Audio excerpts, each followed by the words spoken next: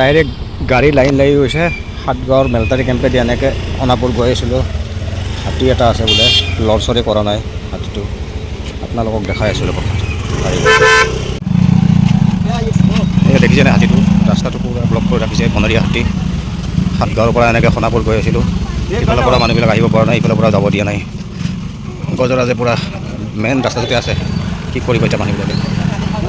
ধুনীয়া লাইন হৈ গৈছে গাড়ীবিলাক, আৰু ইফালেও চাওক না কিমান লাইন। তাক এতিয়া মৰম কৰিলোঁ, কিবা কৰিলোঁ, এতিয়া বনৰীয়া হাতী কাষত যাবলৈ ভয়ো কৰিছে। কেনেকৈ যাব দিব,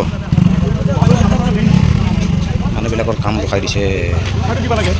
অলপ চাইড দিলে ভাল হয় তেখেতে। এই বাবা গণেশ বাবা অলপ ৰাস্তাত দিক, পূৰা মেইন ৰাস্তাতে মানে অলপ চাইডত থাকিলেও কথা নাছিলে। খঙে উঠিছে নে কিয়ে কৰিছে। বিস্কুট দিছে মানুহবিলাকে, কিবা কিবি খাব দিছে, কি কৰিব কিন্তু যাব নিদিয়ে না। এই যাব দিয়া নাই, এইফালে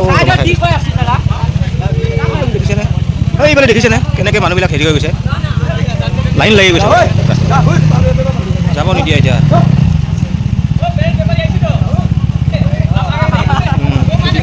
বেছি দেখালি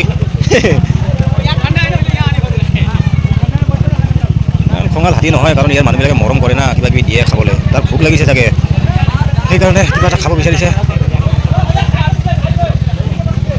চাওক কি হ'ব এতিয়া, মানুহবিলাকৰ কাম কাজবিলাক ৰখি গৈছে। সময়ত যাব লগা মানুহবিলাক যাই নাপাব এতিয়া, ডাঙৰ সমস্যা। দেখিছেনে কেনেকৈ আছে হাতীটো, যাব যা, চাইড দে চাইড দে চাইড দে। কিবা কিবি খাদ্য দি আছে মানুহবিলাক তাক ভাল লগাৰ কাৰণে, কমাৰ উপায় নাই দে। চল ঠিক আছে, কোনোবা বেলেগ ফালে দি বুলি কৈ যাব, এই যাব পৰা হৈছে। অলপ চাইড দিছে, চাইড দি যাওঁগৈ এতিয়া হা।